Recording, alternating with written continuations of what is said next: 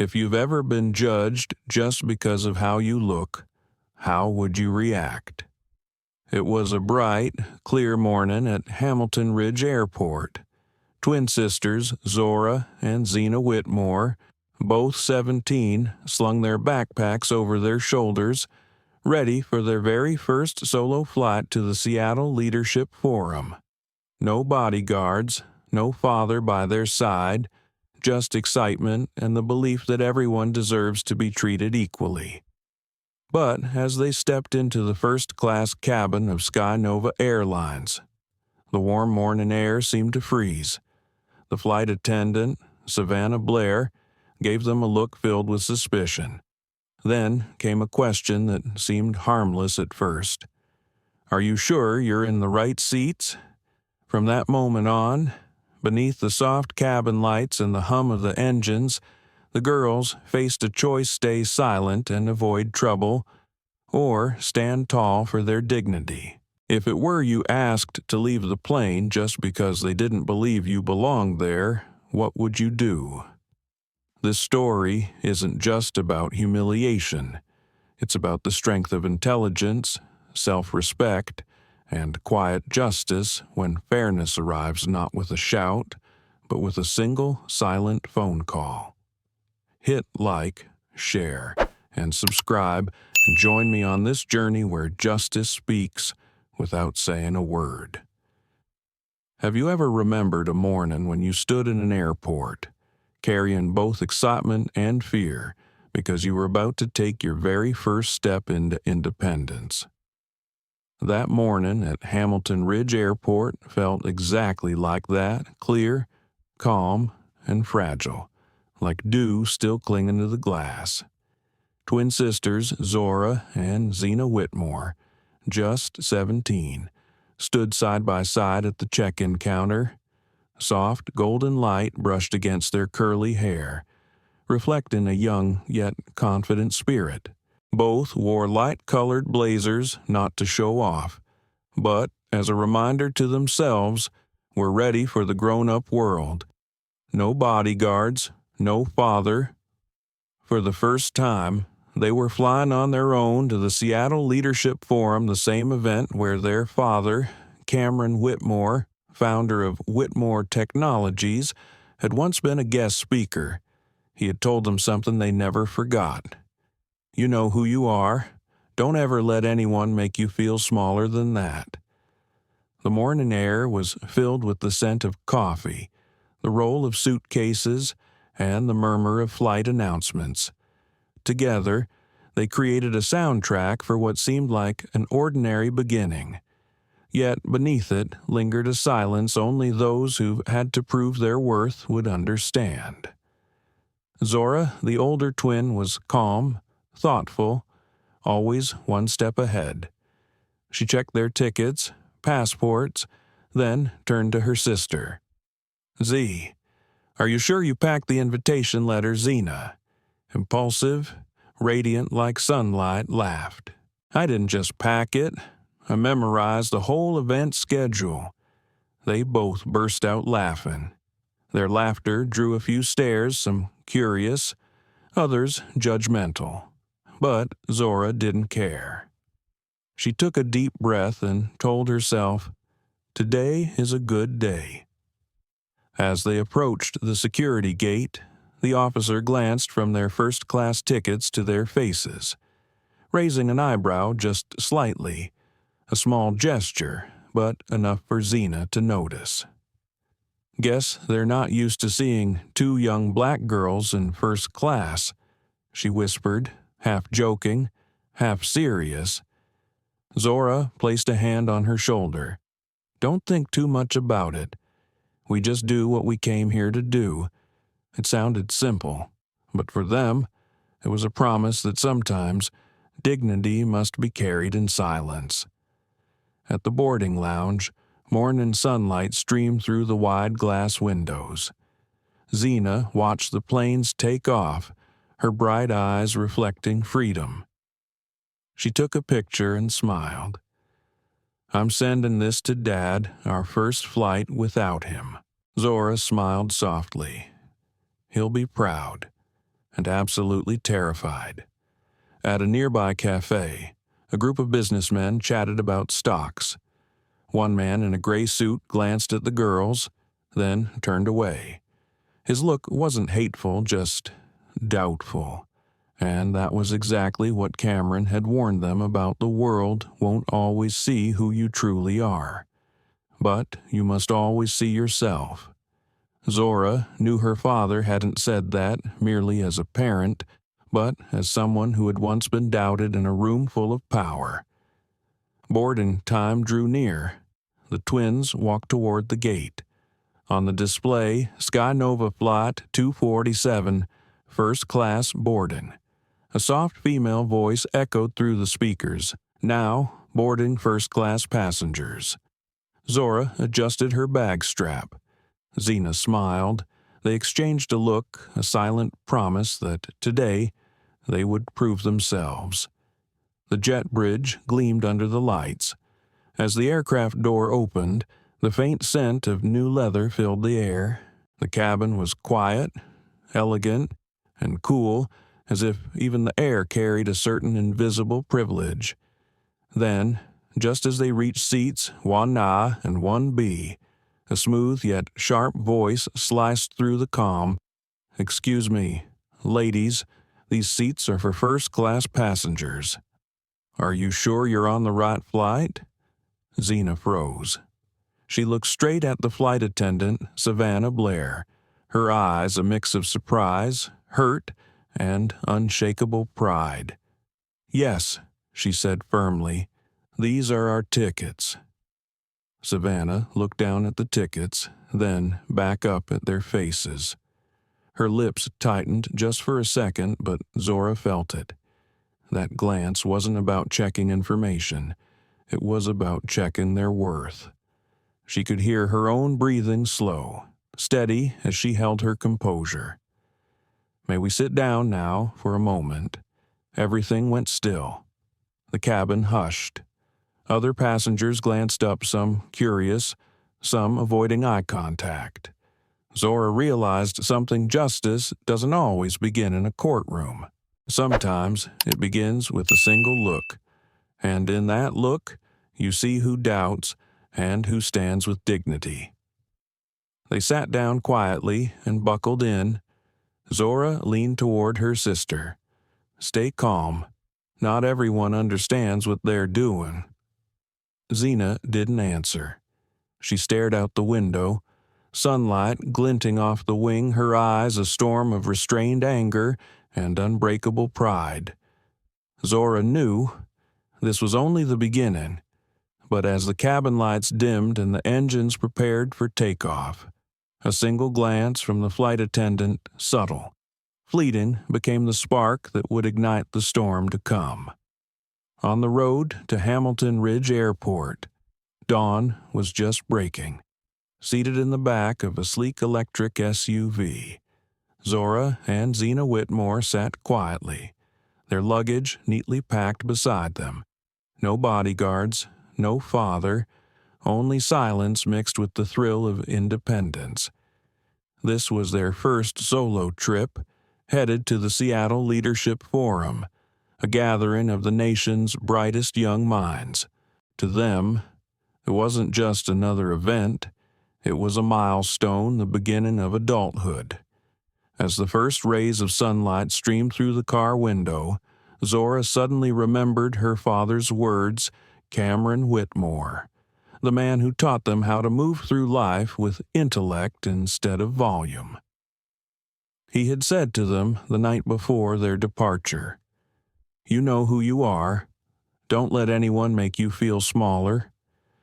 It wasn't some grand philosophy, just a gentle reminder, one he always gave before they stepped into a world that didn't always see people for who they truly were.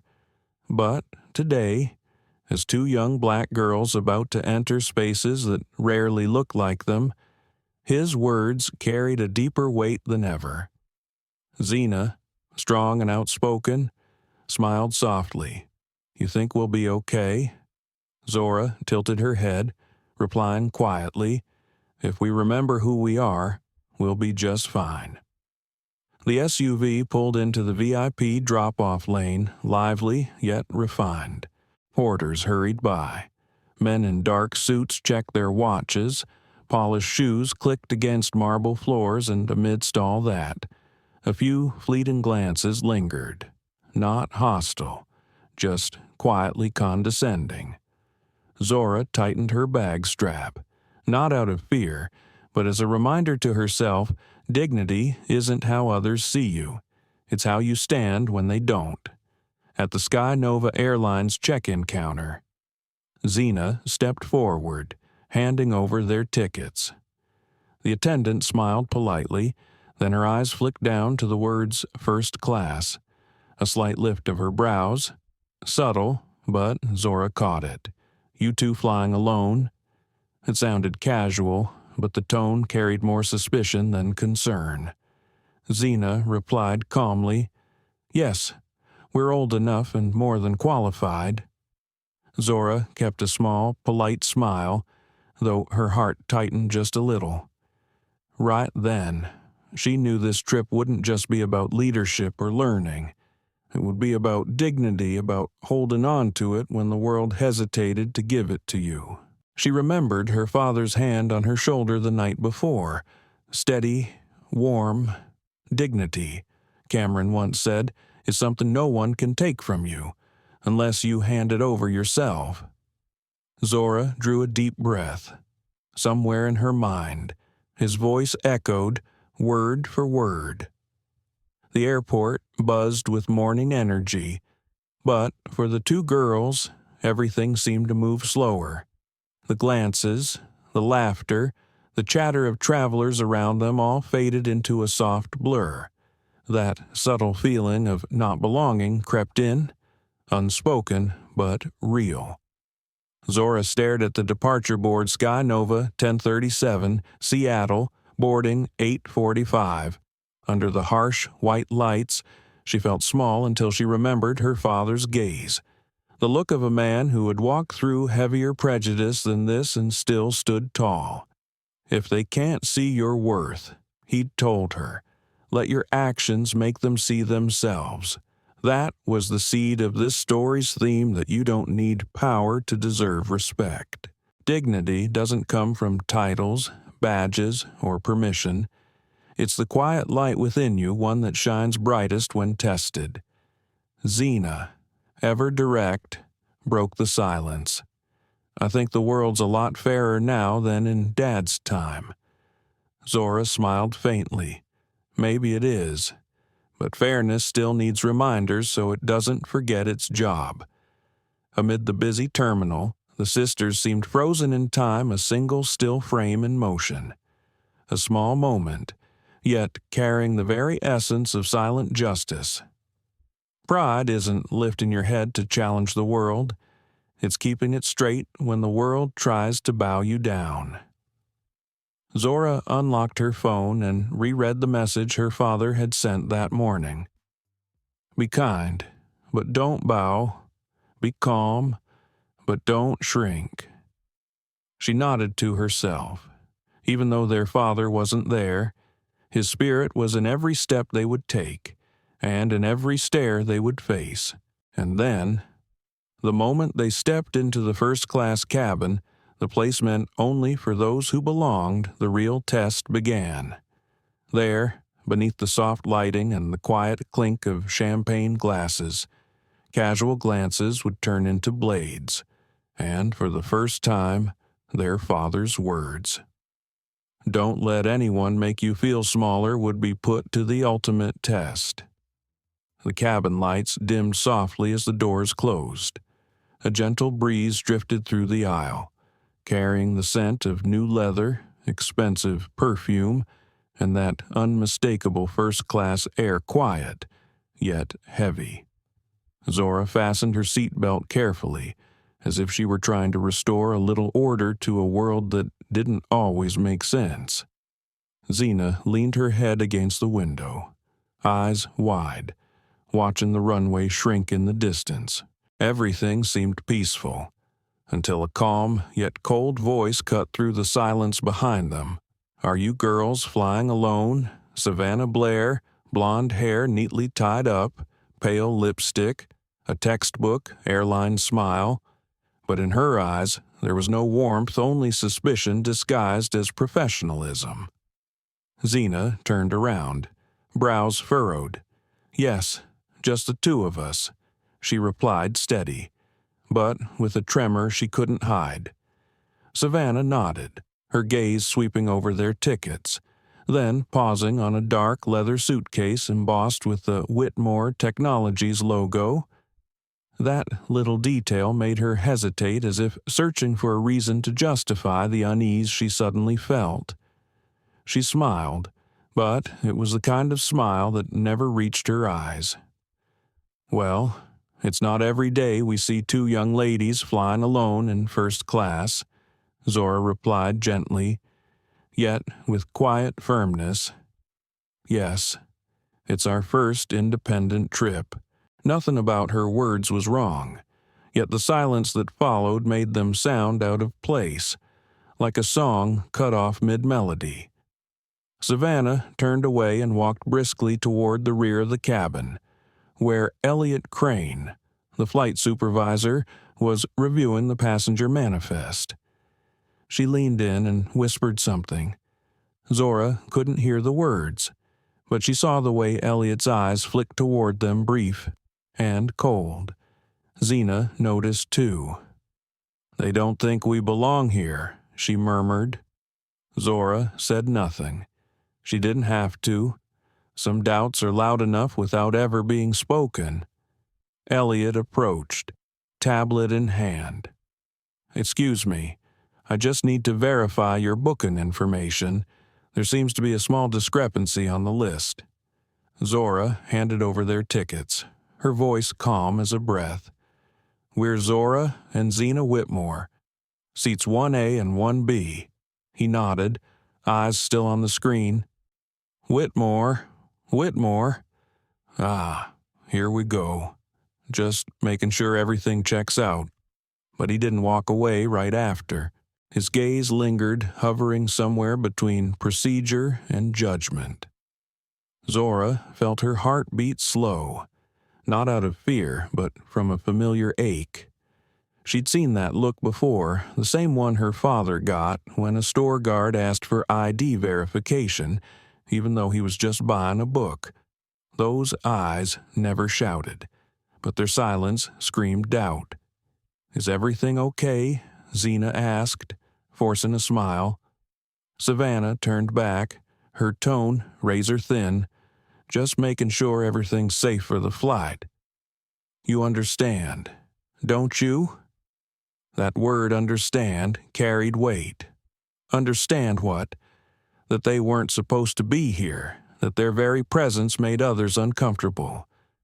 Zora lowered her head slightly, not in submission, but in restraint. Her father's voice echoed in her mind. "Don't argue when they doubt you. Let the truth argue for you." The plane still hadn't moved. Time stretched, thick and uneasy. Other passengers began to notice, not because it was noisy, but because it was too quiet. A middle-aged couple glanced over. The husband shrugged, as if to say, just routine checks. But the wife looked at Zora, her eyes filled with something softer. Pity, maybe even shame. No one said a word, but the entire cabin could feel it, that strange tension, a mix of courtesy and prejudice, wrapped in polite smiles. Under the thin airline blanket, Zena reached for her sister's hand. "Maybe we should just move to economy and be done with it." Zora shook her head. "No, these are our seats." Her voice was quiet, but solid, a declaration not just for herself, but for everyone who'd ever been asked to move, so someone else could stay comfortable. Elliot returned and leaned toward Savannah, whispering again. Their voices were low, but their glances weren't. A woman in row 2 frowned, setting her magazine aside. "What's going on?" she asked. Savannah's tone stiffened. "Just verifying details for 2 minor passengers." Zora heard every word. Minor passengers. A softer phrase, but sharp enough to belittle. She looked up, meeting Savannah's eyes. We don't need a guardian, and we don't need to be doubted for it. For a moment, Savannah froze, maybe surprised that a girl so young could speak with such calm authority. Elliot stepped in, trying to defuse the moment. We're just following procedure, that's all. No one's trying to bother you. Zena let out a soft, bitter laugh. Interesting, a procedure that only seems to apply to people with our skin color. The air turned thick. Zora gently placed a hand on her sister's, signaling her to stop, not out of fear, but wisdom, because she knew when anger takes the lead, justice loses its way. Savannah straightened her posture, exhaled lightly. I'll be back in a moment, and she walked away. The cabin settled into silence once more. Only the hum of the vents and the synchronized rhythm of two beating hearts. Zora turned toward the window. The runway stretched endlessly ahead, waiting. She wondered if justice had a face. What it looked like this morning, clear, but covered in clouds. Zena lowered her gaze, unlocking her phone. Her fingers moved, but she wasn't really typing. There was something fierce behind her eyes, hurt, but ready. Zora understood. Her sister might act impulsive, but she was never fragile. And maybe that strength would soon make this storm bigger than either of them could imagine.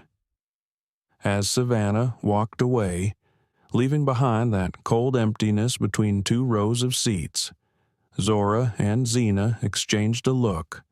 No words, just a silent question growing between them. Were we overreacting, or is this really what the world does to people like us? The first-class cabin of Sky Nova. Flight 247 had finally settled. The steady hum of the engines pulsed like the heartbeat of a sleeping giant. But in seats 1A and 1B, a quiet battle was unfolding, no shouting, no tears, just two young souls wrestling with an old truth. People can smile at you and still look down on you. Zora stared out the window, runway lights reflecting softly across her face. From the corner of her eye, she noticed Zena trembling, not from fear, but from anger. Silent anger. And Zora could feel it like a wire pulled tight between them.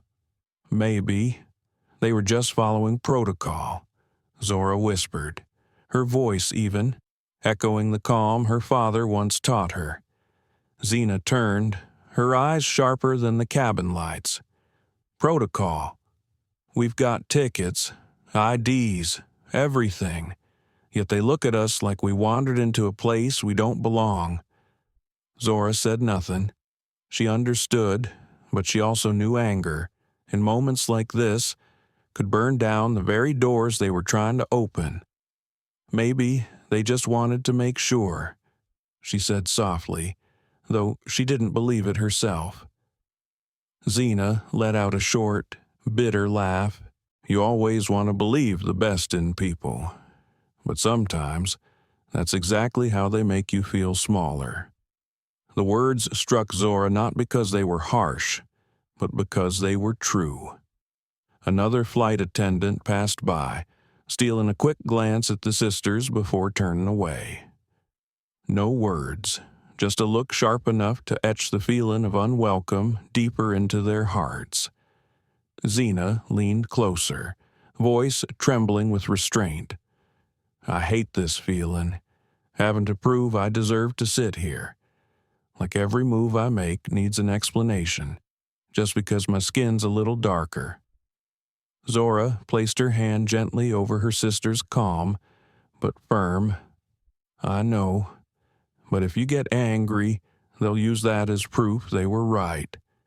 Zena looked down, clenching and unclenching her fists. Then, what do we do? Smile, pretend like nothing's happening. Zora didn't answer right away. She thought of her father, Cameron Whitmore, the man who taught them that justice doesn't need to shout, it just needs the weight of truth. He once told them how he'd been denied entry to a boardroom even though he owned the company that built the building. "You don't need to raise your voice," he'd said. "Just walk in and let them realize they stopped the wrong man." Zora lifted her head, glancing around the cabin, faces buried in magazines, pretending not to see. But their silence weighed heavier than any word. "Do you see it?" she whispered. "They don't have to say a thing, but you hear it anyway." Zena sighed. "Yeah, and that's what makes it worse. It's exhausting." Silence again. Only the hum of the air vents and the soft click of Zora's silver ring, spinning between her fingers something she always did when she was deep in thought. Zora wondered, were they overreacting, or were they simply tired? Tired of always having to stay calm. Then, like a whisper in her mind, came her father's voice, steady, patient, unforgettable. "You can't teach people to respect you, but you can make them realize when they're wrong." Zora smiled faintly, a quiet, bittersweet smile. "Maybe we don't have to do anything. Zena, the truth will handle it." Zena's eyes softened, but the fire in them didn't die. Truth doesn't show up on its own. Zora. Someone has to point to it. And there it was, the difference between them. One chose silence, the other confrontation, but both carried the same wound. Justice had never been something freely given to them. It had to be earned with dignity. The cabin lights glowed steadily. A flight attendant stopped beside them, smiling stiffly. "Everything okay, ladies?" Zora answered softly, her tone gentle as mist. "We're fine. Thank you." But inside, she knew nothing was fine. The air felt heavier than before. The glances still brushed past like cold drafts. And in that stillness, Zora realized something. Some storms don't arrive with thunder. They come in silence, right before the rain. Zena tilted her head, whispering, "If they're going to do something, I wish they'd just do it already. I hate waiting for someone else to decide my worth." Zora looked at her, the little sister who once cried over a lost doll, now forced to face an invisible system built to test her strength. She wanted to reach out, to hold her, but instead, she spoke softly, steady as a promise. "When we get to Seattle, this will just be another story we tell. You'll see." Zena smiled faintly, though disbelief lingered in her eyes. "No, Zora, it won't." She turned back to the window, where sunlight was climbing higher, spilling gold over the silver wings of the plane. That light washed across her face and in her eyes. Something had changed. Not just anger anymore, but awakening. Zora watched her sister and felt her heart tighten. She knew whether she wanted it or not. This conversation marked a line. From this moment on, it was no longer their first independent flight. It was their first lesson in how the world really worked. But just as Zora swallowed the weight of that thought, a voice came from the front, polite, gentle, yet carrying an authority that couldn't be refused. "Excuse me, ladies, I'm going to have to ask you to step off the plane for verification." And just like that, the storm they'd felt building all along finally arrived. The words, "Excuse me, ladies, I'm going to have to ask you to step off the plane for verification," fell softly like a polite invitation, but inside that sealed cabin, they landed like a verdict. No one said a word. No one moved. Only silence long, suffocating silence as every eye turned toward the two young black girls in the front row. Zora lifted her head, fighting to stay composed.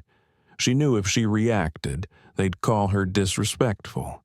If she stayed quiet, they'd think she was guilty. Either way, her dignity hung suspended between judgmental stares. "Is there a problem, sir?" Her voice was calm, small, but clear. The man who'd spoken, Elliot Crane. The flight supervisor avoided her gaze. He recited his line like a script he'd memorized, just a small verification. "Ma'am, we'll need you to step off the plane for a moment." Zena stood up first. The anger in her eyes wasn't explosive. It simmered, slow and dangerous like water just before it boils. Verification. "We've already shown our tickets, our IDs, everything. What else do you need?" Elliot offered a nervous, professional smile, the kind that meant nothing. "We're just following procedure, miss." That phrase again, following procedure. A shield people hide behind when doing something wrong feels easier than doing what's right. Zora rose slowly. Her hands trembled slightly, but her chin stayed high. "If you think we don't belong here," she said softly, "just say it." Savannah, the flight attendant, stepped forward, careful not to meet Zora's eyes. She gave a small nod toward the exit. "Please cooperate. It's only for the safety of the flight." Another careful phrase, "for the safety of the flight." And just like that, inside a cabin full of grown adults, two 17-year-old girls became a potential threat simply because their presence made someone uncomfortable. Zora could feel the weight of dozens of eyes pressing down on her shoulders. Some looked sorry, some looked away, and the rest were just curious. No one spoke, no one stood up. Their silence hurt more than any insult could. Zena turned to her sister, voice shaking. "We don't have to take this, Zora." Zora squeezed her hand tightly. "We'll go, not because they're right, but because we know who we are." Tears pricked her eyes, not from weakness, but from restraint. She inhaled deeply and stepped forward. Each footstep echoed through the cabin, sharp and deliberate, slicing through the quiet like a blade. People watched as if witnessing a documentary where justice was taken quietly, without a word. No one intervened. No one protested. Zena lowered her head, not wanting anyone to see her face, but Zora was different. She kept her head high, her eyes straight ahead. Every step she took spoke louder than any words could. "I'm not leaving because I'm afraid. I'm leaving so you can see exactly what you're doing." Outside. The morning air struck cold against their faces as they stepped off the plane. Zora looked up, the Sky Nova Airlines logo gleaming in the sunlight above her. A symbol of luxury, equality, modern progress. And yet, here they were, escorted out like they didn't belong. Elliot followed behind, his voice measured, practiced. "Apologies for the inconvenience. We just need to verify your identities with ground control." Zora turned slowly, her voice steady but firm. "Inconvenience. For who? Sir, the flight? Or the person who couldn't stand seeing two black girls in the front row?" Elliot froze. Savannah looked away. Another staff member standing by the door avoided eye contact as if afraid the reflection in Zora's eyes might show them who they truly were. There were no raised voices, no tears, no chaos, only silence thick and absolute. And in that silence, justice began to take shape, not through action, but through contrast, those with authority trembling before the calm of the wronged. Zora stood still for a moment, wanting to remember this scene, every detail. every breath, not out of anger, but to remember what humanity looked like when it thought no one was watching. Zena stood beside her, tears streaming quietly down her cheeks. The wind tousled her hair, but she didn't bother to fix it. "If Dad knew about this," she whispered. Zora cut in gently but firmly. "He will, but not yet. For now, we just stand." A small airport shuttle pulled up. The driver announced they were being escorted to the office of Darren Pike, the Hamilton Ridge Airport manager. Zora nodded and stepped aboard. In the window's reflection, she saw her own face calm on the outside, but with fire smoldering behind her eyes. Behind them, the Sky Nova plane remained still. Passengers watched through tiny windows as the girls were led away, then turned back to their coffee, their magazines, their comfortable silence. The sky was impossibly blue, but beneath that light, something had cracked small, but real. As the office door of Darren Pike closed behind them, Zora realized this wasn't about verification anymore. What they were about to face wasn't a procedure, it was prejudice, neatly wrapped in the language of staff comfort. And this time, justice was about to take a turn. The frosted glass door of Darren Pike's office closed behind them, sealing out the noise of the terminal. Inside, there was a strange kind of quiet, the kind that only exists in places where small power hides behind polite smiles. Darren entered, crisp white shirt, tie perfectly centered, voice trained to sound professional but colder than marble. He didn't look them in the eye right away as if he were addressing a problem. Not two human beings. "I'm Darren Pike, manager here at Hamilton Ridge Airport. We just need to clear up a few things before you can continue your flight." Zora gave a polite nod. "I believe everything was already cleared up on the plane. Mr. Pike." Darren smiled faintly, the kind of smile that doesn't belong to sincerity. "Yes, I've been informed, but this is purely a matter of safety protocol. The crew wasn't entirely comfortable allowing you to continue without a guardian present." Zena stared at him, disbelief cutting through her composure. "We're 17. We have valid IDs, confirmed tickets, and we've flown before. So what exactly is the issue?" Darren hesitated for just a beat, then shifted his gaze toward Zora, perhaps expecting more cooperation from the calmer sister. "No one's saying you did anything wrong. It's just that sometimes your presence can make the staff feel uncomfortable." The words landed soft as feathers but heavy as stone. Zena shot up from her seat, eyes blazing, uncomfortable. "Then tell me, who's working here, your staff, or their prejudice?" Darren raised a hand, his voice measured, condescendingly calm. "I understand how you feel, but don't take it personally. This isn't about you. We're simply trying to maintain a friendly environment for all passengers." Zora drew in a slow breath. Her father had taught her that sometimes silence was the most powerful form of protest, but this time, silence wouldn't be enough. "Mr. Pike," she said quietly, "do you hear the contradiction in your own words? You're asking us to leave the plane so others can feel comfortable, which means our existence is the problem." Darren blinked no denial, no admission, just that still, cowardly silence of a man who knew he was wrong but refused to lose. Outside, through the frosted glass, a few curious faces peeked in. Being watched made the air even heavier, thick with discomfort and quiet judgment. Zena suddenly laughed short, dry, joyless, unbelievable. An entire system afraid of two young black girls sitting in the right seats. Darren stayed still, unruffled, his tone smoothed by years of corporate training.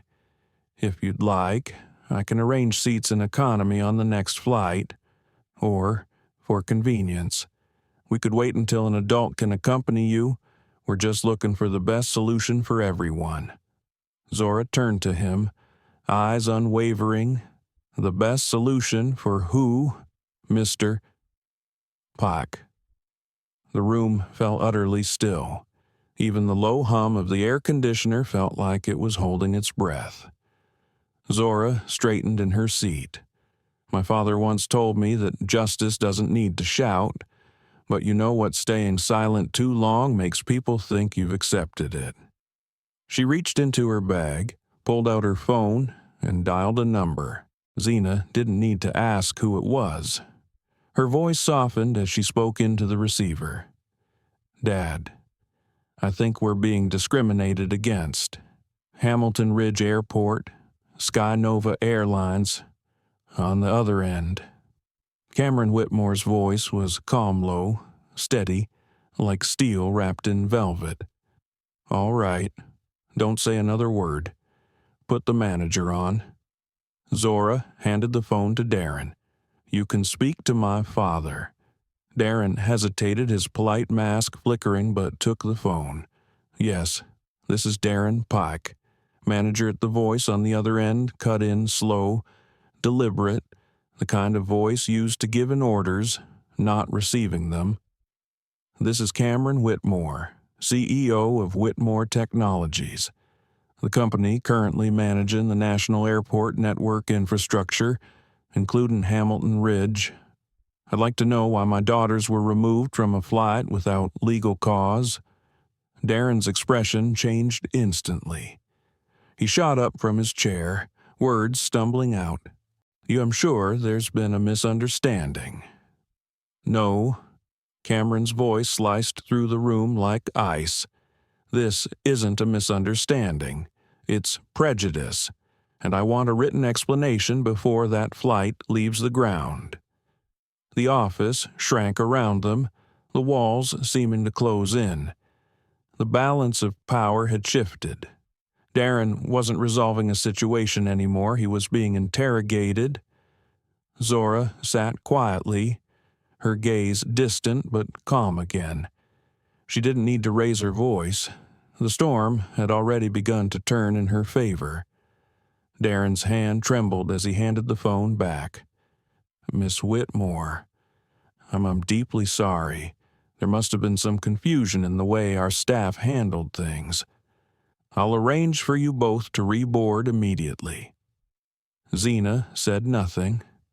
She just looked at him, a steady, piercing look that made him lower his head. Zora gave a faint nod. "That won't be necessary. From now on, perhaps Sky Nova should review what safety protocol really means." The sisters walked out, the door closing softly behind them, leaving Darren standing alone in the sterile quiet, sweat beading on his forehead. And in that single moment, he realized the comfort of the staff had just made an entire system tremble. As they stepped out of the office, a few passengers had already begun recording, capturing the moment two young black girls were removed, then escorted back. Within 10 minutes, the clip hit social media, titled "Two Girls Kicked Off a Plane for Making People Uncomfortable." And just like that, the silent justice of Zora and Zena Whitmore was no longer theirs alone.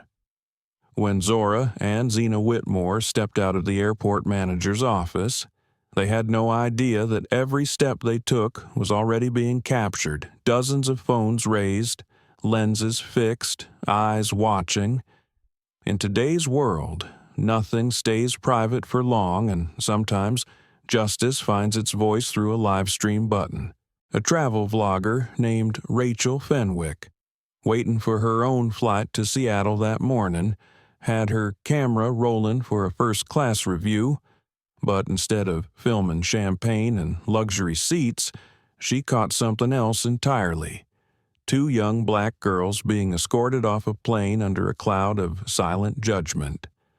Her video began with a single, shaky question from behind the camera. Wait, why are they being asked to leave? They look like they belong here. Rachel's voice quivered half disbelief, half anger. She steadied her phone, zooming in on Savannah Blair, the flight attendant, whispering something to Elliot Crane. Then, the camera found Zora standing tall, eyes unwavering calm in the face of humiliation. When the sisters finally walked down the aisle, Rachel didn't say another word. She just let the sound of their footsteps echo through the quiet cabin, and somehow, that silence said everything. 15 minutes later, the video was online, titled 2 Black Teen Girls Removed from First Class. No explanation. Within hours, it had over 1 million views. The internet erupted half in outrage, half in denial. The comment sections became a battlefield. From one side came the voices of fury. They're minors. There's no excuse for this.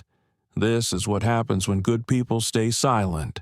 Stop calling it a safety check when safety only applies to certain skin tones. But others replied cold, dismissive, defensive. There must have been a security reason. They should have just cooperated. The media's turning a small issue into a storm. And just like that, the story peeled back layer after layer. Some saw injustice. Some denied it, and the rest just watched. Meanwhile, Zora and Xena sat quietly in a private airport lounge. Their phones buzzed nonstop notifications, texts, news alerts, but neither spoke for a long time. The air was thick, heavy with exhaustion. Xena finally broke the silence. I hate this. Everyone's talking about us, and they don't even know the whole story. Zora looked at her sister, her tone soft but weary. Justice rarely starts clean. Xena, it usually begins with a misunderstanding. Xena scrolled through the comments. One stood out. These girls need to learn respect. She gave a bitter smile. They want respect, but don't even know what it means. Elsewhere in the terminal, Darren Pike sat in a crisis meeting with Sky Nova's PR team. On the big screen, the viral clip, looping endlessly. We need a statement now, one media officer said. If this stays unaddressed for another hour, it's going to explode. Darren stared at the frozen frame, Zora's calm face, her steady gaze, and for the first time, he realized the storm he'd tried to control had already swallowed him whole. Online, the hashtags multiplied: Whitmore twins, Sky Nova discrimination, justice takes flight. What began as a shaky phone video was now national news. Small outlets picked it up first, then major networks followed. Headlines blazed across screens. 2 black teen girls removed from first class after making staff uncomfortable. The story was everywhere. And then, people started digging, discovering who the Whitmore sisters really were. Cameron Whitmore, CEO of Whitmore Technologies, the same company providing telecommunications infrastructure for over 70% of the nation's airports. The irony hit hard. The internet exploded again. The people they disrespected literally run the system they work for. They were calm, polite, and still humiliated. That says everything. In Seattle, where the leadership forum was about to begin, young delegates whispered among themselves. Some called it an accidental social experiment, a mirror showing how humanity reacts when justice is sliced apart by silence. But Zora didn't read the comments anymore. She set her phone down and exhaled. The world's out there arguing, she said quietly, and we're still just sitting here, Xena asked. So what do we do now? Zora took a sip of water, her voice low but unwavering. Nothing. We've already spoken by not losing control." She looked out the window, the sunlight bright against her calm face. "Now, let the truth do the talking." Outside, the morning had turned golden. Airport TV screens flashed breaking news: Skynova Airlines under fire for alleged racial discrimination. And back at gate C-17, where it all began, seats 1A and 1B remained empty. Two untouched chairs in a world that suddenly couldn't stop looking.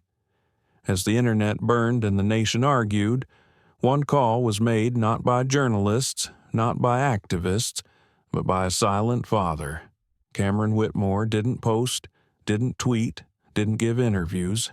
He made just one phone call directly to Wallace Merrick, CEO of Skynova Airlines, and within 15 minutes, the skies of power began to shake. The news spread like wildfire as the video of the incident tore through social media. Every comment and every repost was another cut against Skynova Airlines' reputation. But amid the chaos, in another part of the world, Cameron Whitmore, father of the two girls, remained completely silent. No tweets, no statements, no press interviews, no lawyers. People often say the silence of a powerful man is the loudest kind of threat because no one knows what it means or when it will end. In the airport lounge, Zora sat with her phone in her hand, hesitating. She'd always wanted to handle her own problems to prove she didn't need her father's name to be heard. But this time, she knew they'd crossed a line. Her fingers trembled slightly as she hit call. 3 rings. Then that unmistakable voice, low, steady, composed. "I'm listening." Zora swallowed hard, keeping her voice calm. "Dad, they made us leave the plane. They said our presence made the staff uncomfortable." There was silence on the other end, heavy, deliberate silence. Zena leaned closer, whispering, "What's he saying?" Zora shook her head. Then Cameron spoke each word slow, controlled, carrying the quiet weight of power. "You and your sister sit still. Don't say another word. I'll call you back in 5 minutes." Click. The call ended. In the 48th floor office of Whitmore Technologies, bathed in the glow of digital maps and data streams, Cameron stood by the window. He wasn't angry. He was focused. Outside, planes lifted into the sky, tiny metal birds guided by systems his company had built. Every radar signal, every flight path, touched by his network. He opened a directory on his desk phone, one number, Wallace Merrick, CEO of Skynova Airlines. The line connected almost instantly. "Cameron, I was just about to call you about Wallace," Cameron interrupted, his tone even and cold. "We need to talk about 2 passengers from this morning." The line went dead quiet. "You're referring to Zora and Zena Whitmore," Cameron replied. "My daughters." Wallace swallowed hard. He'd already heard about the incident. The PR department was in emergency mode, but no one had expected it to reach this level. "Cameron, I don't apologize," Cameron said sharply. "Not over the phone. I just need you to understand what's at stake. My company, Whitmore Technologies, operates 72% of the national aviation data infrastructure, including yours." Silence. Wallace could hear his own heartbeat in the earpiece.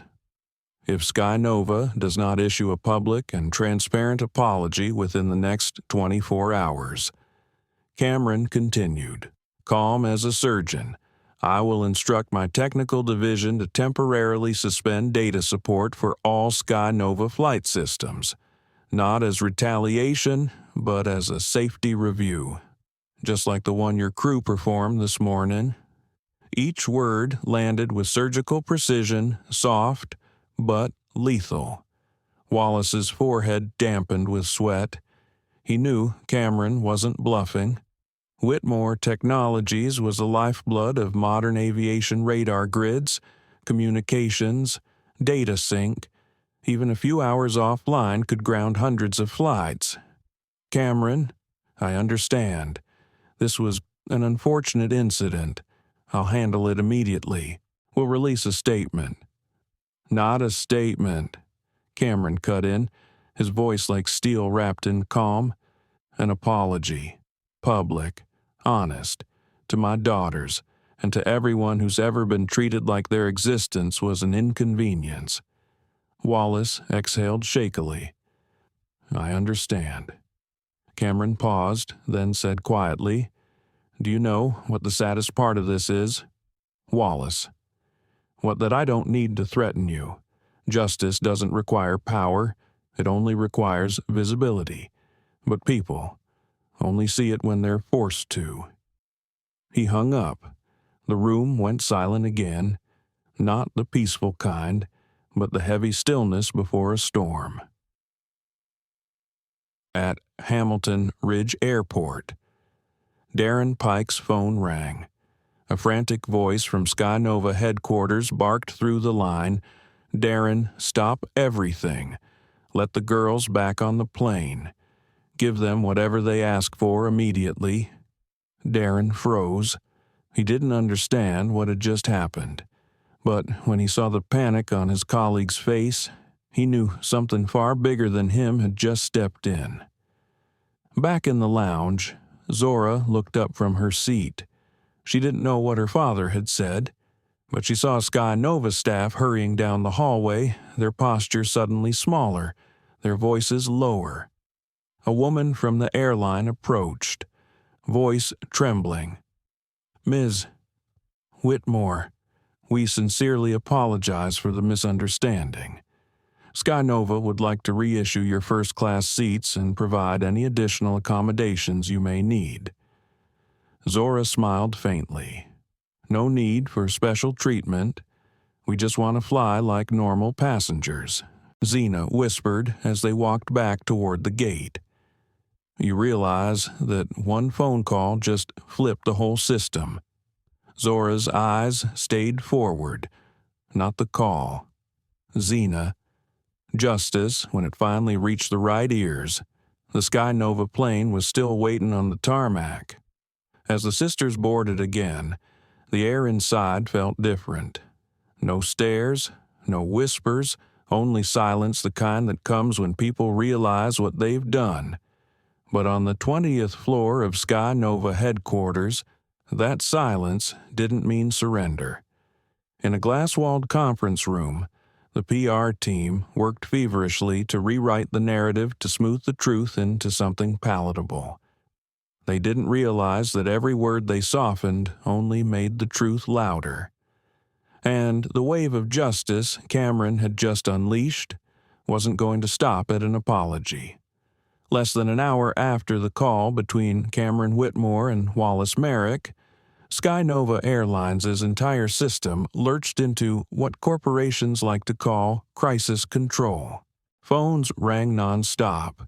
Urgent emails poured in like rain. Executives sat upright in polished leather chairs, scrambling to spin a disaster into what they would soon label a minor media incident. In the corporate world, an apology is never simple. It must be engineered soft enough to soothe, vague enough to avoid admitting guilt. And at the center of this carefully rehearsed chaos stood Julian Cole, Skynova's Director of Public Relations, a man known for his talent and firefighting with a smile. Julian entered the VIP lounge at Hamilton Ridge Airport, where Zora and Xena Whitmore sat waiting. He carried himself like someone stepping into smoke, polite, confident, and utterly unaware that not all fires can be smothered with charm. Miss Whitmore, Miss Whitmore. He began smoothly, voice like velvet. I'm Julian Cole, representing Skynova Airlines. First, allow me to express our regret for the inconvenience you experienced earlier today. Every word had been polished by legal advisors. He placed 2 fresh first-class tickets on the table, along with resort vouchers and an elegant silver envelope embossed with Sky Nova's logo. Zena looked at the envelope, then up at him, a faint, sharp smile on her lips. "You call that an inconvenience?" Julian froze for half a second, then recovered. His tone still measured. "I completely understand how you feel, and I assure you, Sky Nova has never intended any form of discrimination. We were simply following safety protocols to ensure the comfort of all passengers." Zena repeated softly, almost whispering, "Comfort." Then her voice hardened. "You know, that's exactly the problem. When people start calling discrimination a procedure and humiliation a comfort, nothing ever changes." Julian fell silent. He wasn't trained to face truth, only to make it sound better.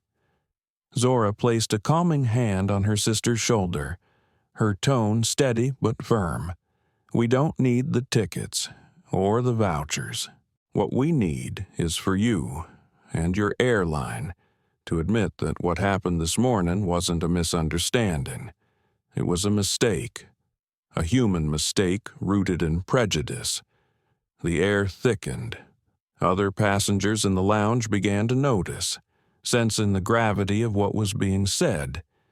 Their calm, unshaken composure made their words ring even louder. Across the room, Darren Pike, the airport manager, was speaking to a few staff members loud enough for everyone to hear. "I told you, these kids just blew it out of proportion. Social media's making a circus out of this. Spoiled kids, that's what happens when you give them too much attention." Zena turned, her eyes cold. Unblinking met his. No yelling, no outburst. Just a gaze sharp enough to make the air drop 10 degrees. She rose and walked toward him, slow and deliberate. Zora half stood to stop her, then paused, realizing this was her sister's moment. "You're right, Mr. Pike," Zena said quietly. "We are kids, but maybe that's exactly what scares people like you. Kids who don't bow their heads." Darren opened his mouth to respond, but she didn't give him the chance. "Do you know what it feels like to be singled out for the color of your skin? To be treated like you don't belong even when your ticket is valid, your seat is paid for, and your behavior is flawless? No, you don't, and maybe you've never cared to." The room went still. Only the hum of the air conditioner remained, and the heartbeat of everyone watching. Zena lowered her gaze slightly, her voice soft but piercing. "We didn't come here to start trouble. We just wanted to be treated like human beings." She turned back to Julian, who was still standing, his confident smile now fractured, uncertain. "You can write as many statements as you want, but don't call it an apology unless it comes with understanding." Zora joined her, resting a hand on her shoulder. "If Sky Nova truly wants to make things right," she said calmly, "don't rewrite the story, retrain the people telling it." Julian's throat tightened. In Zora's eyes, he saw something no press release could replicate: integrity. The kind of quiet power that comes from knowing you're right. He nodded slowly. I'll relay your message." Zena smiled faintly, not with triumph, but with weary grace. "Good. Just make sure this time they listen, not just read." Julian left the room quickly, his polished shoes tapping against marble, each step heavier than the last. Behind him, the air felt different, like a mirror had cracked, and everyone could finally see the reflection they'd ignored. Darren sat frozen. He didn't need to turn around to feel the eyes on him, the eyes of passengers who, moments ago, had been silent. Now, one by one, they stood, "I'm sorry," one said softly, "for not speaking up sooner. We saw what happened," another added, "and it wasn't right." Zora nodded. "Thank you." Sometimes one voice is all it takes to change the room. As they stepped out of the lounge, phones rose again, but this time no one was hiding. Witnesses began sharing their own clips, their own words, rebuilding the story piece by piece, truth by truth. Posts, videos, and testimonies flooded the web, painting a version of events Sky Nova could no longer control. Justice was no longer just the Whitmore family's fight, it was spreading, carried by every person who finally felt ashamed of staying silent for too long. News travels faster than any flight. Within hours of that quiet confrontation in the Sky Nova lounge, the story of Zora and Zena Whitmore ignited a nationwide conversation. But, unlike the usual online uproars that flare and fade by morning, this time it was the girl's silence that kept the world from looking away. One by one, the witnesses of Sky Nova Flight 247 began to speak. The first was Rachel Fenwick, the travel vlogger who had unknowingly filmed the entire scene, the confusion, the humiliation, the composure. At first, she thought her clip would be nothing more than quiet proof. But when she saw Sky Nova release its polished, empty corporate apology, Rachel knew staying silent was no longer an option. Sitting before her camera, no makeup, no music, just truth she spoke, I saw everything. Those girls were polite, calm, respectful. No one shouted, no one caused trouble. They were removed simply because their presence made someone uncomfortable. And if we stay silent now, it'll happen again to our children. The video spread faster than breaking news. Thousands of comments poured in, not just outrage, but confirmation. Other passengers from the same flight began uploading their own clips. One showed Savannah Blair whispering to Elliot Crane. Another caught Darren Pike's stony expression as the girls were led away. Piece by piece, every angle, every whisper, every stare came together, forming a mosaic of undeniable truth. Major outlets like NBC, The Washington Post, and The Guardian picked up the story. A senior editor at The Atlantic wrote, "What happened to the Whitmore sisters isn't just an airline mishap. It's a test of modern dignity, proof that in 2025, people still measure worth by color before character." Under those headlines, thousands of readers began sharing their own stories. Black passengers double-checked at gates, quietly reassigned for convenience, or told their boarding passes were invalid due to technical errors. All triggered by one spark: two teenage girls who refused to shout. In a quiet Seattle hotel room, Zora scrolled through those articles. She didn't smile. She didn't cry. She simply felt the weight of it all pressing on her shoulders. "Zena," she said softly, "people are speaking for us, but if we don't speak, they'll only ever know half the truth." Zena nodded. "I know, but this time we don't speak to defend ourselves. We speak to change something." They opened a laptop and joined a call with Amara Sloan, a civil rights attorney with the Public Accountability Project, a woman who had spent her life exposing institutional bias. As the twins recounted everything, the suspicious stares, the forced exit, the empty apologies, Amara listened quietly. When they finished, she leaned forward and said, "You're not just victims, you're evidence, and evidence can change policy."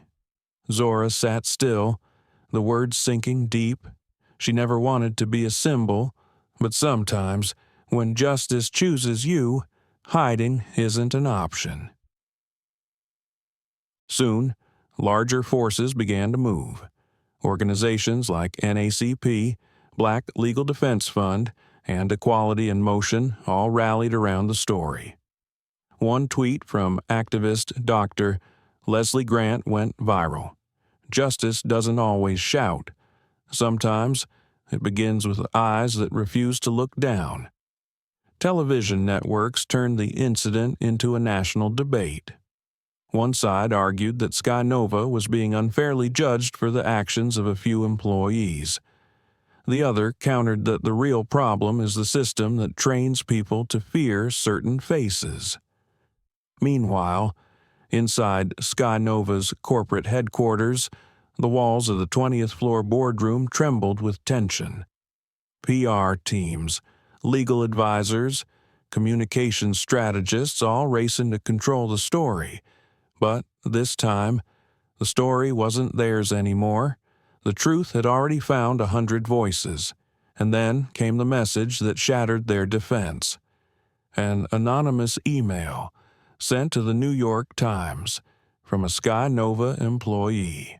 It read, crew members were instructed to treat unaccompanied minors of color with heightened caution for potential security risks. The words were clinical, but they cut deep, slicing through every excuse Sky Nova had built. By sunrise, the email was front-page news. What began as a PR incident had become a national reckoning. Legal experts, sociologists, and equality advocates flooded talk shows, not to assign blame but to ask one haunting question. How can a system built to protect people end up harming them simply for being different? Through it all, Zora remained quiet. She declined interviews, ignored requests from talk shows and podcasts. Instead, she sent a single short message to every news outlet that reached out. We're grateful for those who spoke up, but please don't speak for us. We'll speak when it's time. Zena looked at her sister and smiled faintly. You know, your silence makes them listen harder, Zora replied. It's not the silence that has power. Zena, it's the truth. It just doesn't need to scream. As the firestorm grew, invitations flooded their inbox interviews, panels, talk shows, podcasts. Every platform wanted the Whitmore sisters' voices. But in the quiet between headlines, one question lingered not just for the world, but for them, should they speak to ignite change, or stay silent to preserve their dignity? That choice between voice and virtue would become the crossroads where true justice is tested. The next morning, Seattle lay beneath a heavy fog, and the inboxes of Zora and Zena Whitmore glowed like the control panel of a newsroom. Dozens of emails poured in, journalists, podcasters, news anchors, celebrities all asking the same thing. Please share your story. Their small hotel room buzzed with the constant ping of phones, the clatter of keyboards, and the cold blue flicker of screens. But through all the noise, Zora sat still. She opened each email, read every offer, then quietly deleted it, not out of fear but out of doubt. Would speaking now help people understand, or just give the world another story to consume before breakfast? Zena paced the floor, restless. If we don't speak, she said, they'll rewrite everything. They'll twist it into something we don't even recognize. Maybe, Zora replied, calm but firm. But if we speak in anger, they'll remember our tone, not our truth. That was the crossroads to speak and resist, or to stay silent and rise above. They decided to call Amara Sloan, the civil rights lawyer who had guided them from the beginning, a woman known not just for winning cases, but for making silence sound powerful. Amara had once testified before Congress, making a room full of lawmakers fall silent with a single sentence. Silence isn't weakness. It's a choice, the one that forces others to listen. Her voice crackled through the line, deep and weathered with experience. Zora, Zena, before you decide, ask yourselves, why do you want to speak, to release anger or to reveal truth? There was a pause. Zena spoke first, maybe both, but we don't want to be used. Amara chuckled softly. Then don't shout. The world's already loud. Speak like it's finally quiet and ready to hear you. That sentence, don't shout. Speak like the world is already listening, hung in the air like a lantern in fog. That night, in the stillness of their hotel room, the sisters sat by the glow of a laptop. They didn't discuss what to say, only how to say it. They didn't want a performance. They wanted a conversation. Zora scribbled a line into her notebook. We don't speak to be pitied. We speak so that somewhere, someone who once stayed silent won't. Zena read it and nodded. Then I'll talk about the feelings. You talk about the thoughts. Heart and mind, they'll need both. Two different souls, one calm, one fierce, but together they formed something whole. The first interview invitation they accepted came from the Atlantic podcast. The host, Marjorie Kent, a middle-aged white journalist with a quiet sense of empathy, had followed the story from the beginning. She didn't promise protection. She simply said, I'll let you tell it your way. No edits, no filters. Minutes before the recording began, Amara called one last time. Remember, don't let anger speak for you. The internet has seen enough outrage. Show them what anger can't do. Show them grace. In the studio, the microphones clicked on. Zora began softly. I'm not angry anymore. Not really. I'm just sad because it's 2025 and people still decide who you are by what they see, not how you behave. Zena's voice trembled but held steady. That day, I wanted to scream, but my sister said, don't let them decide your tone. So I stayed quiet. And in that quiet, they finally heard us.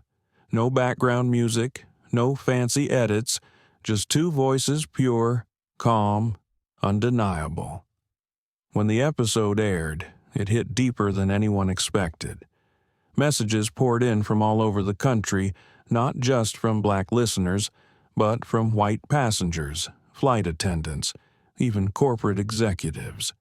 A retired pilot wrote, I've seen moments like that and said nothing. Hearing you speak, not shouting, not blaming, made me ashamed.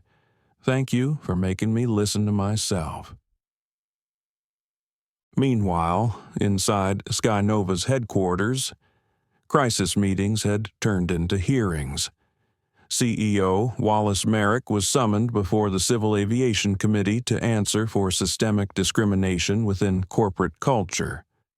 When asked if Sky Nova would accept responsibility, his only reply was, we're currently reviewing our procedures. Cold, hollow, tired, a stark contrast to the warmth of two young voices that had moved a nation. In the days that followed, Zora realized something profound. True power doesn't come from who shouts the loudest. It comes from who stays clear-headed when everyone else loses control. That night, as they looked out over the Seattle skyline, she turned to her sister and said, they call this a PR crisis. But to me, it's just a human moment. And if people can see the humanity in each other, maybe the world will be a little less cruel. Zena smiled faintly, resting her head on her sister's shoulder. I think the justice we're fighting for isn't in the courtroom. It's in how we choose to face it. But justice doesn't end with emotion. As public pressure rose like a tide, powerful institutions, politicians, and investors began demanding real accountability from Sky Nova. For the first time, a corporation was forced to look into the mirror, and what it saw wasn't just a few bad employees, but the reflection of an entire society awakening to its own quiet prejudice as the roar of the media began to fade and the public split into two camps, one praising, the other doubting. Zora and Zena Whitmore finally understood a truth sharper than any headline.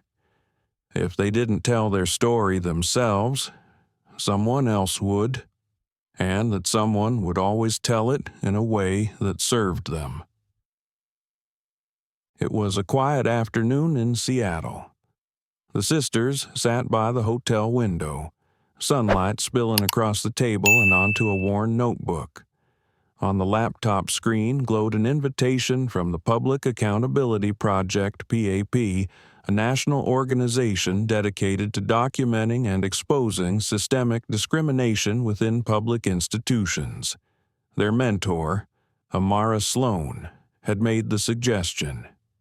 "If you want change," she said, "start by telling the truth. Not to get even, but to teach the world what fairness sounds like." For the first time in weeks, Zora felt no need to defend herself, no need to argue, explain, or prove her worth.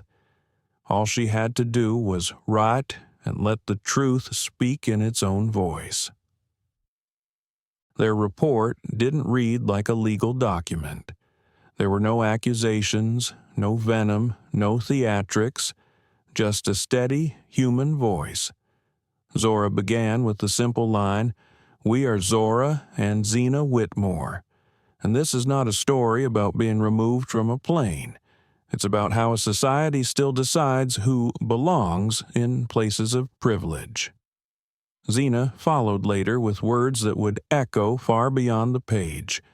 "We don't want revenge. We want change." They wrote that sentence 3 times, rewording, refining until it felt perfectly still, perfectly true. We don't want revenge. We want change. Each page unfolded like a conversation, not a timeline of events, but a rhythm of emotions. They paused over small, painful details, Savannah Blair's suspicious glance, Zora's steady breath as she fought to stay composed, Darren Pike's casual use of the phrase staff comfort words so ordinary, yet so loaded. But the final section was what set their account apart. It didn't end in anger, it ended in awakening. Zora wrote, "I no longer ask why they did it. I ask why we keep letting it happen. That question isn't for Sky Nova. It's for all of us." And Zena added a line that left Amara speechless when she read it.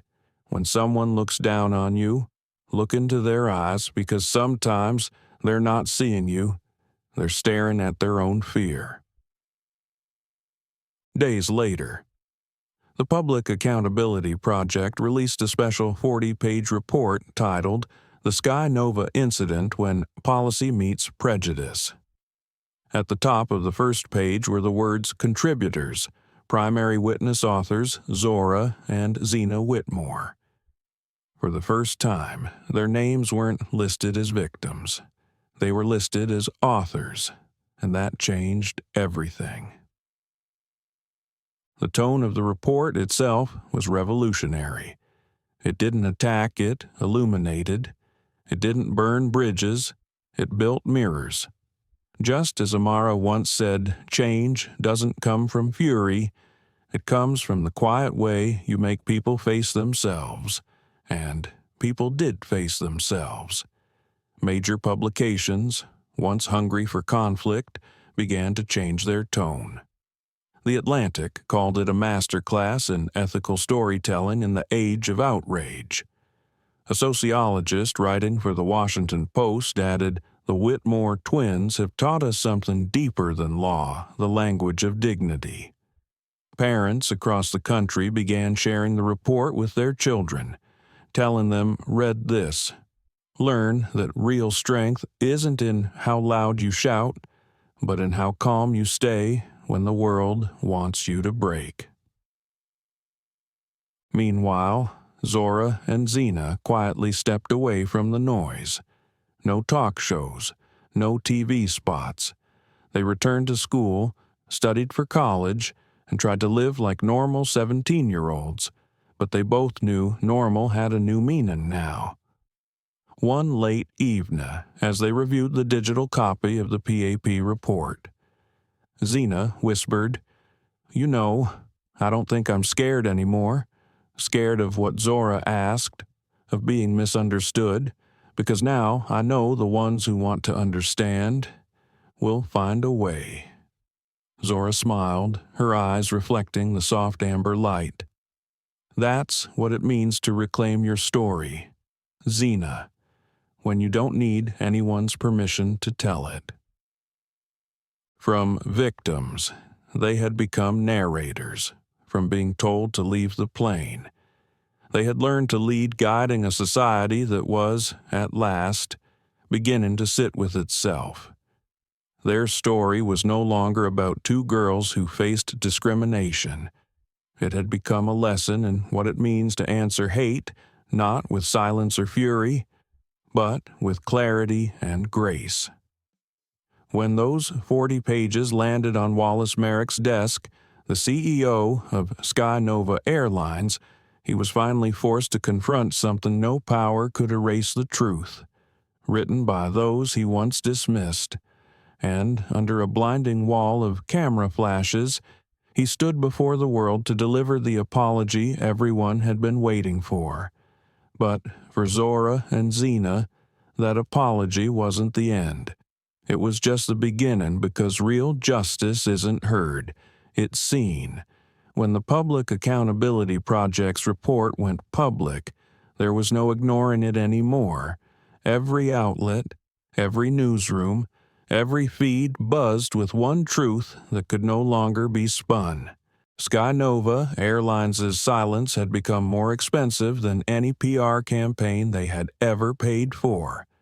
And then, under unrelenting public pressure, came the announcement seen across every major network: Sky Nova Airlines CEO Wallace Merrick will deliver a public statement regarding the Whitmore twins incident. Monday morning. That Monday, New York woke beneath a gray sky.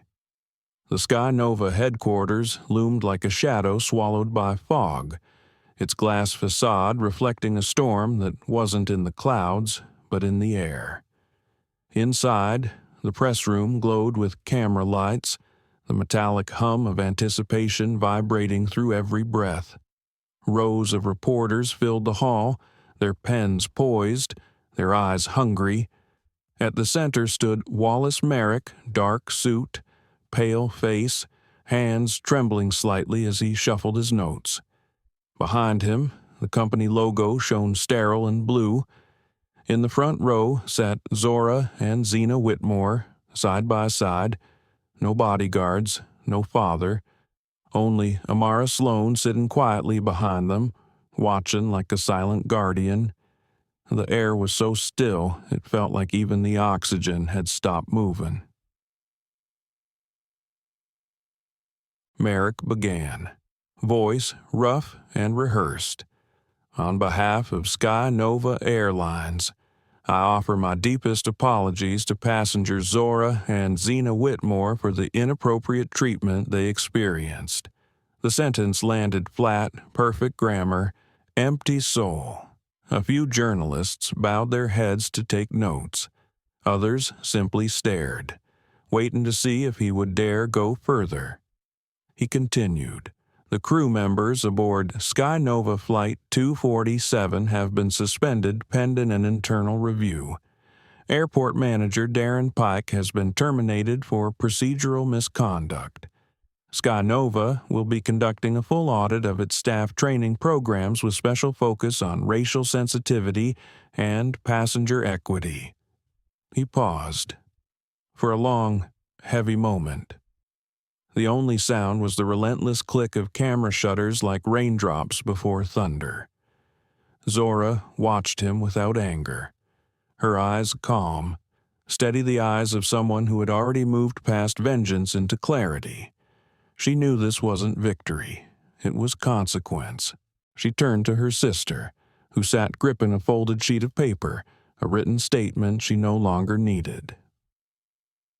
When Merrick stepped down from the podium, a reporter from the Washington Post stood and called out, "Do the Whitmore family have a response?"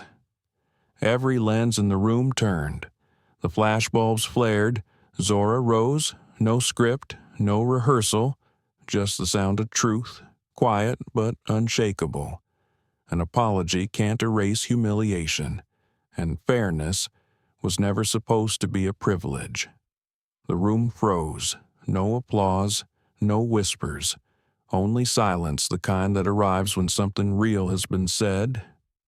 The sisters walked out together, calm and deliberate, each step a punctuation mark in a story that no longer needed narration. Outside, the wind howled down Fifth Avenue. Across the plaza, massive digital billboards lit up with Sky Nova's new campaign, an attempt at redemption that only deepened the irony. Because running in bold letters, on every screen, were the words that had become their anthem. "We don't want revenge. We want change." It was no longer a quote. It was a symbol. That afternoon, the financial world reacted like a body struck at its core. Sky Nova's stock plunged. Investors demanded accountability. Other airlines, once content to watch from the sidelines, announced internal reviews of their own customer interaction protocols. A wave of self-examination rippled through an entire industry. Then came the official press release that no one saw coming. Sky Nova Airlines will partner with Whitmore Technologies to develop a bias-free passenger assessment system, designed to eliminate unconscious discrimination in customer data processing. It was, in every sense, a corporate surrender and a quiet acknowledgement of Cameron Whitmore's invisible influence. The father had never raised his voice, but the system itself had learned to listen. Yet what moved people most wasn't the policy shift. It was the quiet humanity that followed. That afternoon, two teenage girls, the faces of a global reckoning, were spotted sitting in a small cafe near the Sky Nova building. No cameras, no entourage, just tea, silence, and exhaustion. Zena exhaled softly. "I thought I'd feel happy after all this, but I just feel tired." Zora placed a hand on her sister's. "You should. Justice isn't an ending. Zena, it's the beginning of responsibility."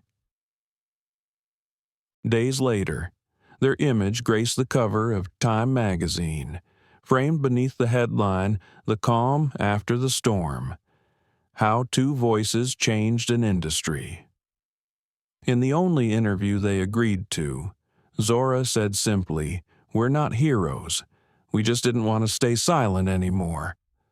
That single line made millions pause. Older generations, those who had marched in the civil rights movements of the 1960s, understood it best. The world doesn't always change through shouting. Sometimes it shifts when someone stands tall and refuses to bow. From his office window, high above the city, Cameron Whitmore watched it all unfold on his monitors. He didn't call his daughters. He didn't need to. He simply smiled, typed a short message to Amara Sloan, and hit send. "They've done what I never could, turned the silence into testimony stronger than any speech." Amara read it, smiled faintly, and whispered to herself, "Not every revolution needs drums. Some only need two young voices steady, fearless, and perfectly timed." But even justice leaves scars. When the cameras fade and the applause quiets, The hardest part begins living with what's left behind, because not everyone is ready to forgive, and not every system changes with an apology. For Zora and Zena Whitmore, the question was no longer about being heard, but about how to heal. 3 months after that defining press conference, the skies over Seattle turned blue again. The headlines had faded. What was once the spark of national outrage now lived quietly in digital archives, dry ink in the endless scroll of yesterday's news. But for Zora and Zena Whitmore, this wasn't an ending. It was the pause between 2 chapters of their lives. Ironically, they became the first passengers to board SkyNova Airlines after the company completed its Employee Awareness and Sensitivity Reformation program. No one arranged it. They simply needed to fly to New York for a national student forum, and SkyNova was still the only direct flight. Zora glanced at the boarding pass, smiling faintly. Looks like justice has a sense of humor. Zena grinned back. Or maybe it just wants to see if we've really forgiven. The Hamilton Ridge Airport looked different now. The signs were new. The first-class lounge had been redesigned. Gone were the barriers that once divided premium from regular passengers. In their place stood open seating, shared spaces, softer light, tiny details to most travelers, but to the Whitmore twins, they were proof that the world could change if someone forced it to see itself. When they stepped aboard, a young flight attendant greeted them with a warm, steady smile. "Welcome aboard, ladies. If you need anything, please let me know. No side glances, no double checking, just simple, human respect." Zena slid into seat 1A, the same one as before. She ran her fingers over the armrest, as if tracing an old scar. "I think I cried right here once." Zora looked out the window, and today we take off from the same spot. Meanwhile, Cameron Whitmore remained as silent as ever. No interviews, no press statements. He appeared only once behind closed doors at a private summit with executives from several major airlines. There, he discussed an AI-driven behavioral audit system designed by Whitmore Technologies to detect bias in passenger handling. No one knew exactly what he said, but days later, 3 major carriers signed a memorandum of understanding titled Automated Equity in Passenger Operations. Cameron never liked the spotlight. He always believed real change didn't happen under applause. But in the quiet rooms where decisions were made, I don't want my daughters growing up in a world trained to apologize. He once told Amara Sloan, "I want them to live in a world that doesn't have to." Back at home, the Whitmore family began receiving invitations, dozens of them. TED Talk Voices of Change, Network Feature, The Next Generation of Leaders, Harvard Kennedy School Fellowship. Zora read through each letter, then closed them one by one. "If people only want to listen out of curiosity," she said, "then our words will die in their hands." Zena agreed. She chose a small college in Portland, one where no one knew her name, no headlines, no cameras, just space enough quiet to start again. They no longer searched for justice. They simply lived it. At the Whitmore dinner table, the family never spoke of SkyNova, no mention of Wallace Merrick, no talk of industry reform. But sometimes, between small stories and laughter, there were pauses, soft, reflective silences. One evening, Zora asked her father, "Did you ever hate them?" Cameron thought for a moment. "No, because hate makes you carry someone forever. Forgiveness is lighter, it leaves a mark, not a wound." Zena smiled faintly. I think I learned that today, on the plane. They laughed quiet, genuine laughter, and for the first time it felt like closure. Online, the debates continued. Has Sky Nova really changed, or are they just pacifying the public? Zora didn't respond. Instead, she posted a single line on the social media account she rarely used. Don't measure change by what they say. Watch how they treat the ones with no one to defend them. The post spread across the internet millions of shares, but she never read the comments. To her, justice didn't need to trend.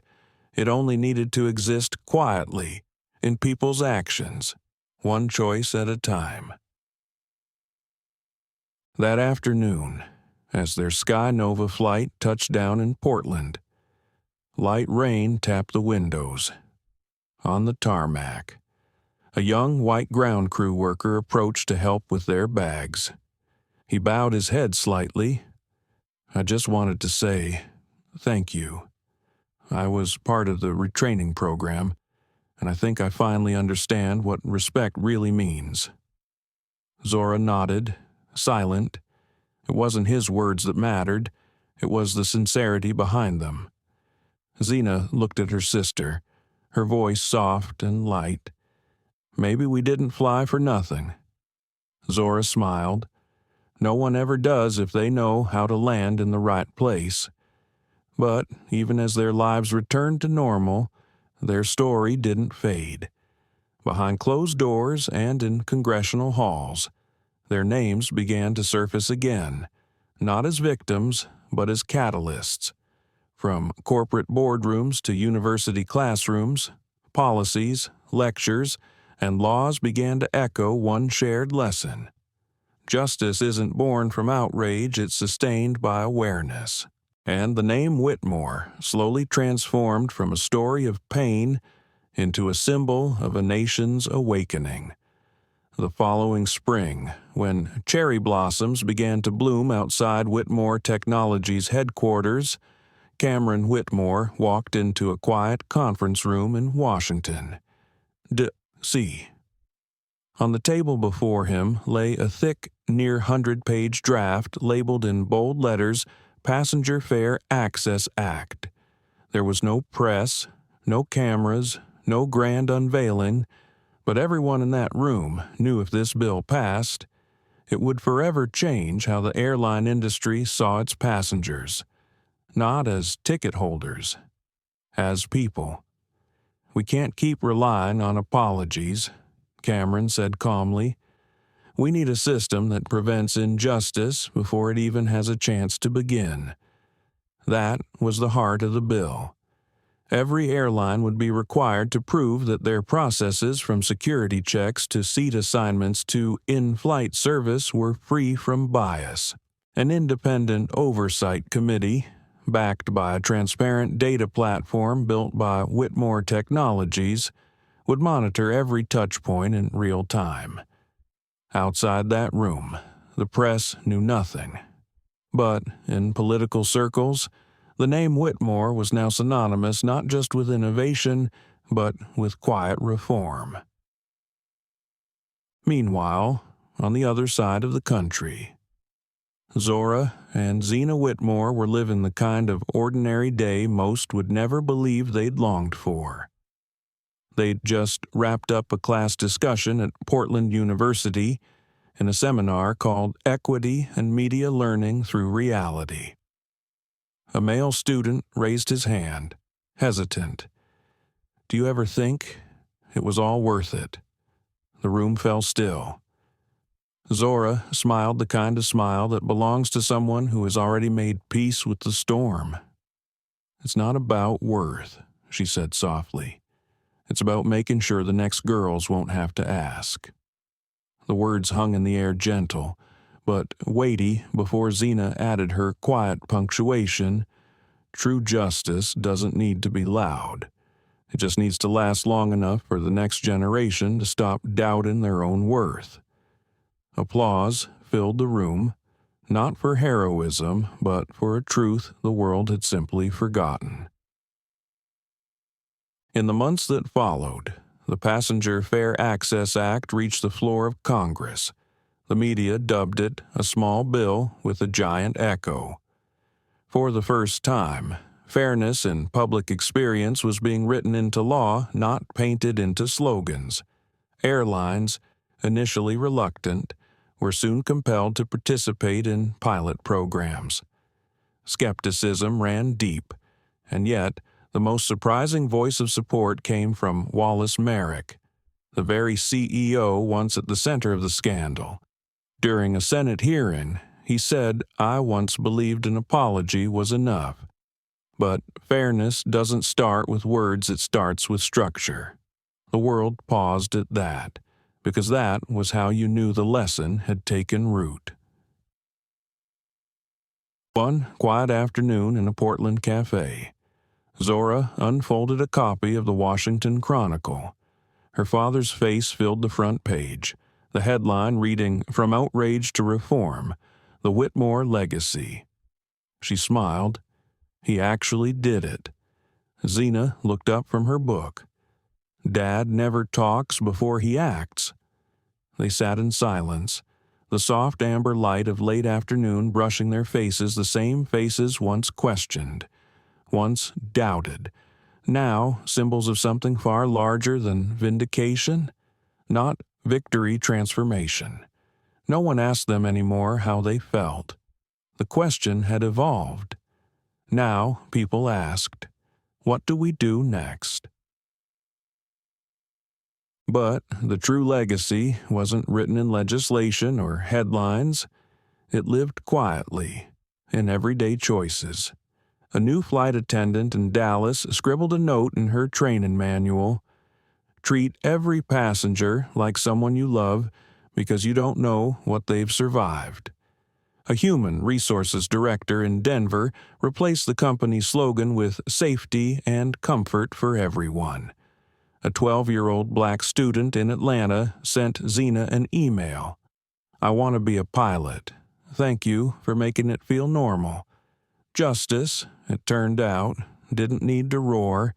It just needed to live on in other people's actions. Late one night, Zora sat by her dorm window, watching the city lights shimmer against the sky. She thought back to that day, the one when two teenage girls were asked to leave a plane.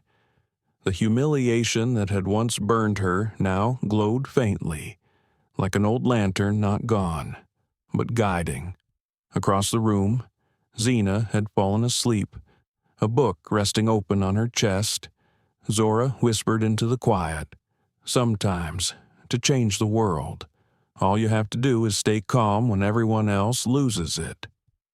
The words drifted into the nightlight as breath, steady as truth. Years later, when the name Whitmore no longer made headlines but appeared in history textbooks, people still spoke of them not as rebels, but as reminders that strength doesn't always shout, that the loudest revolutions can begin in silence. Because Zora and Zena Whitmore didn't just demand change, they taught the world how to listen. A full year had passed since the Passenger Fair Access Act became law. The storm of outrage that once gripped the nation had quieted, but its imprint remained deep and lasting across the entire airline industry. Skynova Airlines released its first annual report since the reform discrimination-related complaints had dropped by nearly 80%, and passenger satisfaction was at an all-time high. Yet, those numbers couldn't capture what had truly changed not just within corporations, but within the consciousness of a society learning how to treat people like people again. It was a mild June morning. Sunlight filtered through thin clouds and spilled across Hamilton Ridge Airport, the very place where everything had begun. Now, the billboard out front no longer displayed only white businessmen in tailored suits. Instead, it showed faces of every shade and story an African mother holding her child. An elderly Asian man smiling kindly. A curly-haired little girl with a red backpack together beneath the new slogan, "A fair journey for everyone." Oh. Inside the check-in area, Zora and Zena Whitmore waited quietly for their flight. They were no longer news figures, just two young women on their way to a high school event, a discussion about ethics and equality that, ironically, now included a chapter about them. Zena glanced toward the departure gates. "Strange, isn't it?" she said softly. "A year ago, this place was a wound. Now it feels like home." Zora smiled, her tone calm but steady, "because we left something good behind." Across the terminal, a young girl, maybe 12, stood beside her mother, studying them intently. She was brown-skinned, wearing a blue jacket, eyes bright with curiosity. When she realized that the two women in the nearby poster were standing right in front of her, she hesitated, then walked forward, clutching her ticket. "Are you the Whitmore sisters?" she asked in a small voice. Zora smiled and nodded. The girl's fingers tightened around her ticket. Her eyes shimmered. "I want to be like you when I grow up." Time seemed to pause. Zena knelt down, her hand resting gently on the girl's shoulder. "Then promise me one thing. Don't wait for something bad to happen before you speak up for what's right." The girl nodded eagerly, then ran back to her mother, her laughter light, pure, and hopeful. Zora and Zena watched in silence, their hearts full, because in that fleeting moment, they saw the point of everything they'd endured. When the boarding call echoed through the terminal, the sisters stepped onto a Sky Nova flight, same airline, same route, same sky. But this time, there were no suspicious glances, no whispers, only quiet professionalism, the kind that feels natural because it's finally normal. As Zora settled into her seat, she glanced around the first-class cabin. Passengers were lost in books, tablets, and conversations. And across the aisle, one seat stood empty.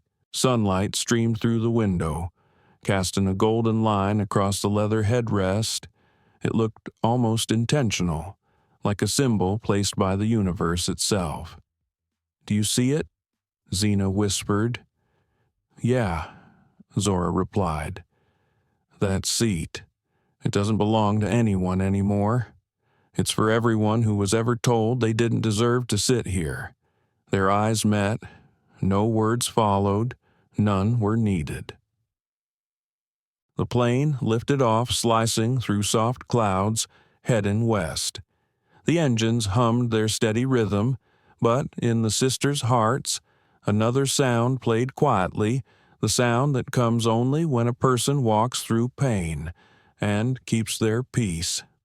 Meanwhile, in a small office at Whitmore Technologies, Cameron Whitmore watched the morning business report flash across the screen. Passenger Fair Access Act proved successful 1 year later. Complaints down, awareness up. He said nothing, just reached forward, switched off the TV, and leaned back in his chair. On the desk before him sat a framed photograph, two smiling teenage girls at Seattle Airport, taken the day before that fateful flight. Beneath the photo, in his own handwriting, "Know who you are. Don't let anyone make you feel smaller." Cameron brushed his thumb across the glass and smiled. Not the smile of a man who'd won, but of a father who'd seen the right thing endure. When the plane landed in Seattle, the late afternoon sun flooded the cabin. Zora and Zena stood for a moment before stepping out. That same empty seat still glowed in the light, a quiet reminder of something greater than comfort or class, a symbol of belonging. They didn't take a photo, they didn't record a video, They just walked past it slowly, reverently, and in their hearts whispered, "We've taken our seat. Now it belongs to everyone. 1 year, one journey, one generation." From humiliation to awareness, from a single painful moment to a national shift, their story didn't just make people angry or inspired, it made them awake. Not because the Whitmore sisters fought back, but because they responded with wisdom. Because they proved that sometimes silence has more weight than 1,000 accusations. And as the screen fades to black, one final line appears slowly, deliberately, like a whisper to the soul. Some stories leave you angry, some inspired. This one leaves you changed. Because in a world loud with judgment and noise, sometimes the bravest thing you can do is not to shout, but to keep your voice steady enough that the world has no choice but to listen. The Whitmore story doesn't end here.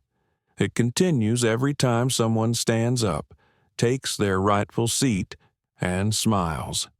The story Black twins denied boarding. Until their phone call to CEO Dad pulls the plug on flights isn't just about two black girls being mistreated on a plane. It's a mirror reflecting a society where human dignity is too often measured by skin color and social status, not by true worth. But what makes this story truly remarkable is how Zora and Zena Whitmore chose to respond. They didn't scream. They didn't fight back. They let intelligence and calm speak louder than outrage. In a world that grows noisier by the day, perhaps the greatest lesson is this: real strength doesn't lie in reacting fast, but in staying calm long enough to react right. When we're insulted or underestimated, the real test isn't proving we're stronger than others, it's holding on to who we are without losing ourselves, just to be seen. Justice doesn't always come quickly. It doesn't always make a sound. But it always finds its way to those who stand firm in dignity and patience. Your rightful seat in your career, in society, or in someone's heart doesn't need to be fought for. You just have to believe, deeply and quietly, that you belong there. Thank you for staying with us until the end of Silent Justice. If this story resonated with you, hit like, share, and subscribe. So, together, we can keep spreading stories of wisdom, dignity, and calm courage. Because sometimes the quietest voice is the strongest one a human being can have.